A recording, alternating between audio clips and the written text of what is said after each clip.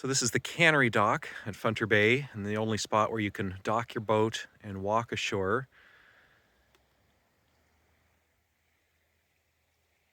And we're here at the old Cannery site, also known as the town site of Funter. It's kind of a company town for the Tlingit Packing Company. And they had quite a big operation here. They had a lot of industrial buildings, they had canning lines, warehouses, a big dock out here, which we'll see. And then a lot of this machinery that's left over. There's actually not that much left over. We'll see a few ruins along here. This is the boardwalk. That's kind of the main street. And this has been replaced several times over the years, but this is kind of the main drag of Funter with some side boardwalks. This old warehouse is one of the remaining buildings from the cannery. There aren't that many original buildings left. This is the largest one that's still here on the cannery side. And there are a few modern cabins and houses out here. Pretty much everything off the sides of the boardwalk are private property, so if you do come here and wander around, it's respectful to stay off of people's properties because these are people's houses and cabins. But the boardwalk itself is a public right-of-way. This is kind of a public street once you come up from the dock. That other building in the distance is another original cannery building. That's the old watchman's house. And that's been fixed up. And that's another private cabin now. There used to be quite a big building in the foreground here. It was the superintendent's house. Actually, our bathtub came from that house when I was a kid. My dad came over and salvaged the bathtub from that. There's an old fallen down water tower and a generator shed. This is a little smokehouse. And again, all of these structures, any structure that's in good condition like this is a private residence.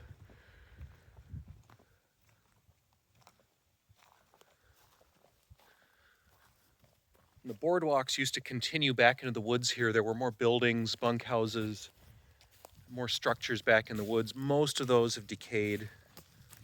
There are a few buildings left here and there.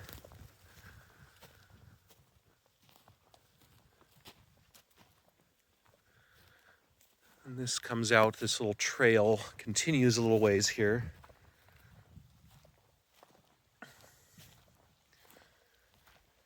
Again, this kind of open clearing here, this is where the superintendent's house would have been.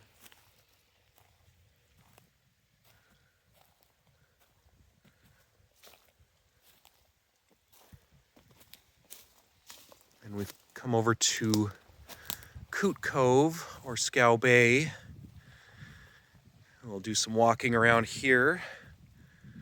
But yeah, this is a nice spot for larger boats to anchor out.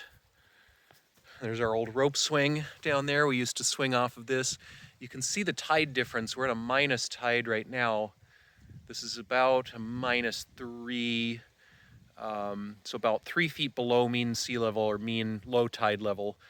And when it's high tide, the tide comes up basically right to these rocks here at the rope swing. So we could swing off and drop into not super deep water, but deep enough to drop off a rope swing. So yeah, this is a nice little view of Coot Cove. And then the old scow storage is up on the right, kind of back in the head of the cove there. We did a little bit of walking around yesterday and looked at that, so we'll show that in one of the videos here.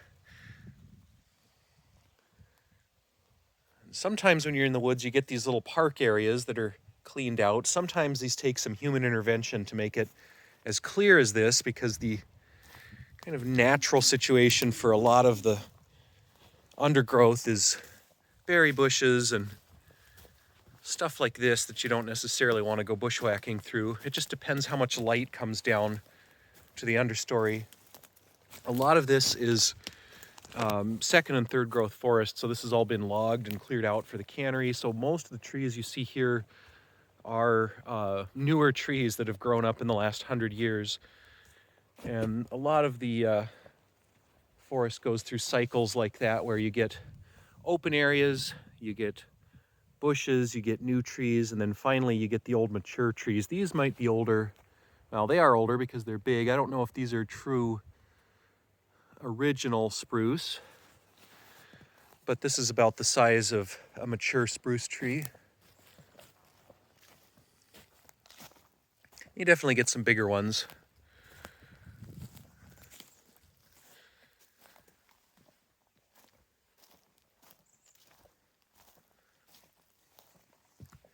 I have a few old remnants from the cannery, old cauldrons and buoys and whatnot. Some of the original wiring system. Maybe not original, this might be more 1950s wiring, but yeah, when the cannery was operating, it had a full utility system. It had that water tower, it had fuel systems, it had power systems. There were some big diesel engines that ran some of the canning plant with a belt drive system, and then there were some smaller generators for electricity. And nowadays, of course, everybody uses their own little portable generator or a smaller built-in generator at their house or cabin. I'm gonna walk down this trail. This might be a little bit newer since I was here, or it's been brushed out more recently. When I was a kid, this was a little more overgrown. Hello, squirrel. Here's one of our lovely invasive red squirrels. These guys were introduced to the area to feed foxes for fox farming, so they are not a native species. And yeah, they're pretty destructive. If you own a property, those little red squirrels get into everything. They will get into your walls, your ceiling, they will chew on your wiring, they will pull all the insulation out of your property. Yeah, they're kind of a menace. They're cute, but they're pretty destructive and not a native species. Speaking of utilities, here's a pipe. That was probably like a water line or maybe a fuel line that came through here. The cannery didn't have a good water supply. It was built kind of out on a rocky point, and so they had to go pretty far back in the woods to tap several streams. And occasionally you'll see wood stave piping, actually wooden pipes wrapped in wire that brought the water in from some creeks. So yeah, there would have been more buildings back in here. There are a few remnants, like metal tanks. We've got cable spools. They used a lot of metal cable to make fish traps, tie up fish traps, tie up boats. So they have all kinds of cabling. So yeah, we've got another little trail junction here. A lot of these would have been original trails that have just been brushed out by people more recently. So this, I think, would have been more of a kind of a main boardwalk or trail.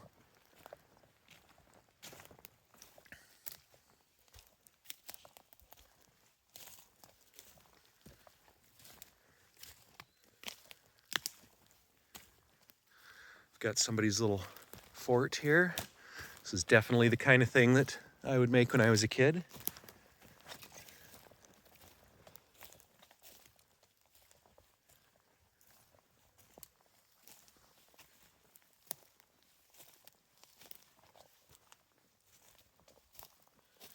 Let's see, we have some Quonset huts over here. These are U.S. Army surplus accommodation Quonset huts, they were called. They're kind of those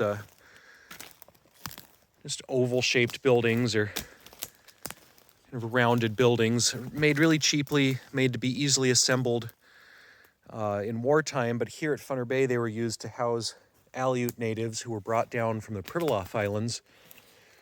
And that happened in World War II.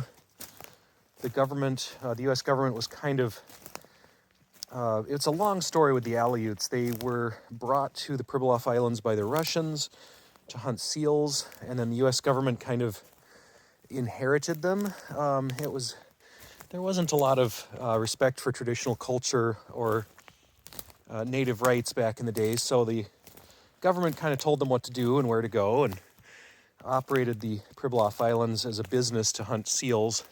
So when World War II broke out, they decided to move the Aleut population down here to southeast Alaska to a completely different climate. to supposedly save them from the Japanese. And I think a lot of the justification was to deprive the Japanese of their villages, because then the government went in and burned all their villages and kind of destroyed a lot of their stuff. Moved all the Aleuts down here and basically left them in this abandoned cannery where they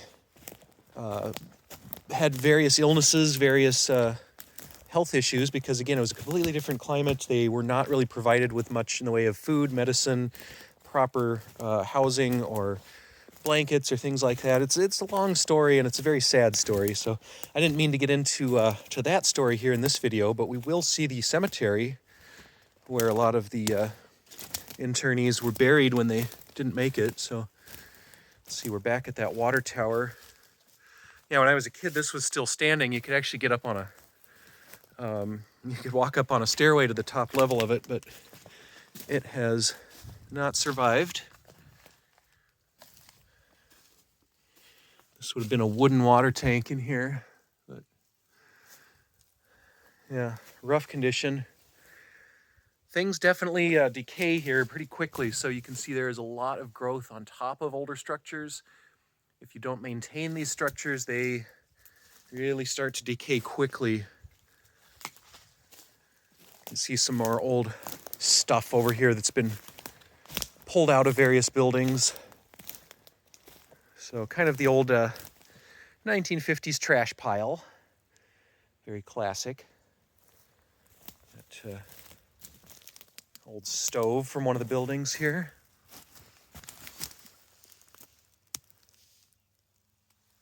Yeah, we've kind of come around in a loop here. Let's see. Oh, here's an old barrel. Makes for a nice planter now. So, yeah, we're back to kind of the superintendent's house and the watchman's house side. So I'll wrap this one up, and yeah, I'll be putting out a bunch of videos here of Funter Bay and some of the history and some of the wildlife and whatever we come across. So stay tuned for those.